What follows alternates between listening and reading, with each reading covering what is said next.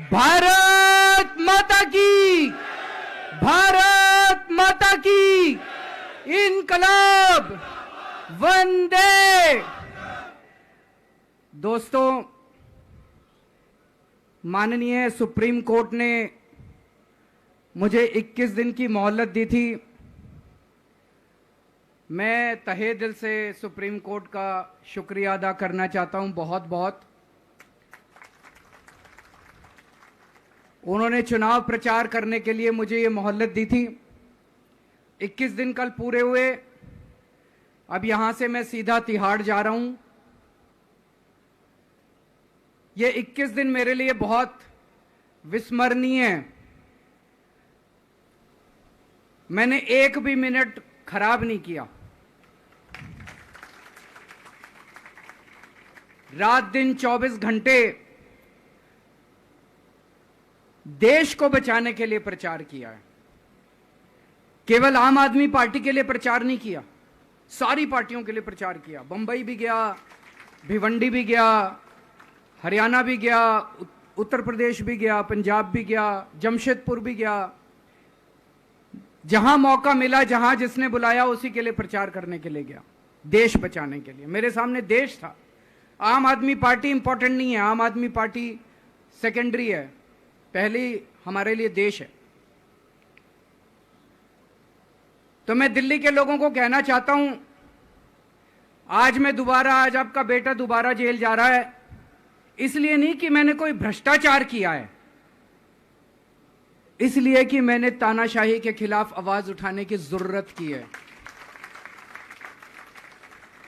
इस प्रचार के दौरान एक सबसे बढ़िया बात यह हुई कि सारे देश के सामने प्रधानमंत्री श्री नरेंद्र मोदी जी ने यह कबूल किया कि उनके पास मेरे खिलाफ रत्ती भर भी सबूत नहीं है। हम कहते थे ना, जब भी हमसे पूछा जाता था कि भाई ये कह रहे हैं 100 करोड़ रिश्वत ली, 100 करोड़ रिश्वत ली, वो 100 करोड़ कहां गया? 500 से ज्यादा जगह तुमने रेड मार ली, कहीं चवन्नी मिली हो, अठन्नी मिली हो, 1 रुपया मिला हो, कहीं हमने खर्च किया हो, कहीं कैश पड़ा हो, कहीं लॉकर में मिला हो, कहीं स्विस बैंक में मिला, कहीं चवन्नी नहीं मिली, तो पैसा कहां गया? तो एक टीवी चैनल के इंटरव्यू में उस टीवी वाले ने मोदी जी से पूछा कि प्रधानमंत्री जी, ये केजरीवाल चारों तरफ कहता घूम रहा है कि आपके पास उसके खिलाफ कोई सबूत नहीं है, आपके पास उसके खिलाफ कोई रिकवरी नहीं है, फिर आपने उसको गिरफ्तार कैसे कर रखा है? पता है प्रधानमंत्री जी ने क्या कहा? प्रधानमंत्री जी कहते हैं, मैं मानता हूं कि केजरीवाल के खिलाफ कोई सबूत नहीं है, मैं मानता हूं कि केजरीवाल के खिलाफ कोई रिकवरी नहीं है, क्योंकि केजरीवाल अनुभवी चोर है। चलो मान लिया मैं अनुभवी चोर हूं, तुम्हारे पास सबूत तो नहीं है, तुम्हारे पास रिकवरी तो नहीं है, तो यूं ही डाल दिया मेरे को जेल में, बिना सबूत के डाल दिया मेरे को जेल में, बिना रिकवरी के डाल दिया जेल में। देश के इतिहास में 75 साल में सबसे ज्यादा बहुमत से आई हुई सरकार है। एक बार 70 में से 67 सीट, दूसरी बार 70 में से 62 सीट, 55% से ज्यादा वोट शेयर। इतने भारी बहुमत वाली सरकार के मुख्यमंत्री को आपने बिना सबूत के जेल में डाल दिया। यही तो तानाशाही है कि जिसका मन करेगा मैं उसी को जेल में डाल दूंगा, जिसका मन करेगा उसी को जेल में डाल दूंगा। और पूरे देश को मैसेज दे दिया कि अगर मैंने केजरीवाल को फर्जी केस में जेल में डाल दिया तो तुम्हारी तो औकात ही क्या है, किसी को भी पकड़ के जेल में डाल दूंगा।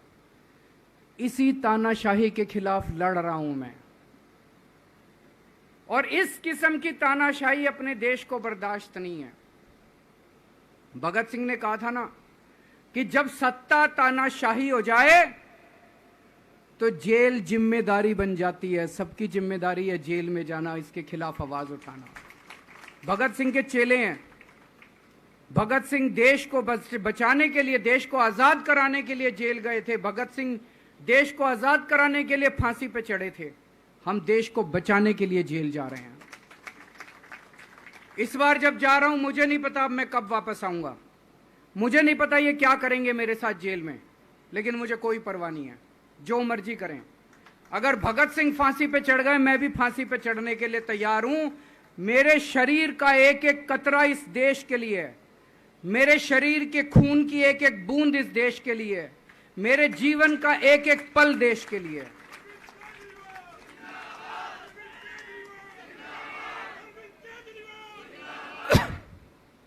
अभी मैं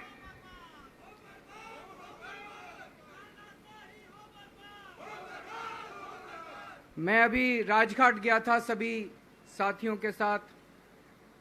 महात्मा गांधी की समाधि पे हम लोगों ने श्रद्धांजलि दी। गांधी जी ने इस हमारे देश से तानाशाही का अंत किया था, वो हमारे लिए प्रेरणा स्रोत हैं।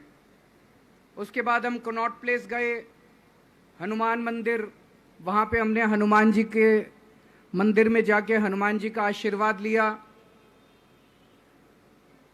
4 तारीख को भी मंगलवार है, भली करेंगे बजरंग बली, करेंगे कि नहीं करेंगे? बोल बजरंग बली की। इनका नाश करेंगे, तानाशाहों का नाश करेंगे। अपने को किसी व्यक्ति विशेष से अपनी कोई दुश्मनी नहीं है, अपनी दुश्मनी तानाशाही से है, तानाशाही बर्दाश्त नहीं है अपने को। तो 4 तारीख को भी मंगलवार है और बजरंग बली का मेरे ऊपर, पार्टी के ऊपर बहुत आशीर्वाद है, देश के ऊपर बहुत आशीर्वाद है। मैं प्रार्थना करने गया था बजरंग बली को कि हे बजरंग बली, मेरे देश को बचा लो। अभी कल एग्जिट पोल आए हैं, मेरे से लिखवा लो, सारे एग्जिट पोल फर्जी हैं, बिल्कुल फर्जी हैं। एक एग्जिट पोल वाले ने राजस्थान में टोटल 25 सीट है, उसमें 25 में से 33 दे दिए उन्होंने बीजेपी को। ऊपर से आया होगा भाई बीजेपी को ज्यादा देने हैं, तो उसने कहा मोदी जी क्या याद रखोगे आप भी, आपको 25 में से 33 दे दिए। तो पूरा का पूरा फर्जी है, पूरा एग्जिट पोल फर्जी है। लेकिन असली मुद्दा ये है, इनको गिनती से 3 दिन पहले फर्जी एग्जिट पोल कराने की क्या जरूरत थी, ये समझने वाली बात है। मेरे को भी समझ नहीं आया, कई सारे लोगों की कई सारी बातें चल रही हैं। एक ये चल रहा है कि इन्होंने मशीनों का घोटाला कर दिया, लेकिन मैंने संदीप पाठक को भी बोला है और मैं सारे इंडिया गठबंधन की पार्टियों को बोलना चाहता हूं, अपने अपने काउंटिंग एजेंट को बोल दो पूरी तरह से सतर्क रहे। आखिरी तक अगर हार भी रहे हैं तब भी उठ के ना आए। कई बार क्या होता है, 1 राउंड में, 2 राउंड में, 3 राउंड में हार गए तो उठ के चले जाते हैं। उठ के नहीं जाना, सबसे लास्ट में रैंडम जितने बूथ होते हैं, ईवीएम मशीन होती है, उसकी पर्चियां पड़ती हैं। उन पर्चियों में से 5% पर्चियां उठाई जाती हैं। उन 5% ईवीएम की मैचिंग वीवीपैट की स्लिप से कराई जाती है। वीवीपैट पे जो स्लिप है उसकी काउंटिंग होती है, जैसे बैलेट पेपर की काउंटिंग होती थी, और उसकी काउंटिंग और ईवीएम की चेकिंग होती है दोनों की। एक भी मशीन अगर मैच ना करे तो वहां चुनाव रद्द कर दिया जाता है। तो अगर आपने ये चेकिंग कर ली वहां पे, तो इसका मतलब फिर ईवीएम का घोटाला हम बचा सकते हैं। फिर ईवीएम के घोटाला अगर कर रखा इन्होंने तो हम उसको एक्सपोज कर सकते हैं। तो सब लोगों ने लास्ट तक रुक के, आपका कैंडिडेट हार भी रहा है तब भी आखिरी तक रुक के आपको ये ईवीएम की चेकिंग करा के आनी है, ईवीएम और वीवीपैट की मैचिंग करा के आनी है।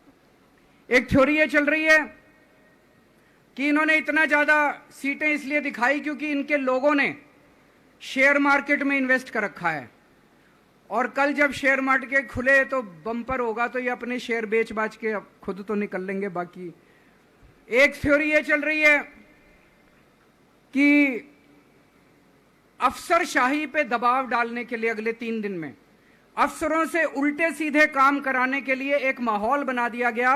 भाई आ तो हम ही रहे हैं, तो हमारी बात मानो, उल्टे सीधे काम करो, काउंटिंग में गड़बड़ कराएंगे, सब कुछ करेंगे। लेकिन फिर से मैं कह रहा हूं, अपने को, अपने काउंटिंग एजेंट, एआरओ, सब आरओ, सब लोगों को अपने को ट्रेन करके भेजना है और अपने को चौकन्ना रहना है। बाद में हम कहते रहे इन्होंने ये कर दिया, उसका कोई फायदा नहीं होगा। अभी अपने को चौकन्ना रहना है। एक थ्योरी ये चल रही है कि अगर इन्होंने कल ही कम सीट दिखा दी होती एग्जिट पोल वालों ने, तो हो सकता है कि इन दोनों के खिलाफ आरएसएस में और बीजेपी में कल ही बगावत शुरू हो जाती। 4 तारीख तक इंतजार ही नहीं होता, हो सकता है। तो कई सारी थ्योरी चल रही हैं, लेकिन अपने को सतर्क रहना है, चौकन्ना रहना है। मेरा अपना मानना है कि 4 तारीख को इनकी सरकार नहीं बन रही है। ये एग्जिट पोल से घबराने की जरूरत ही नहीं है, माइंड गेम है इनका, माइंड गेम खेल रहे हैं। आपको डिस्करेज करने के लिए, डिप्रेशन में डालने के लिए बिल्कुल नहीं जाना।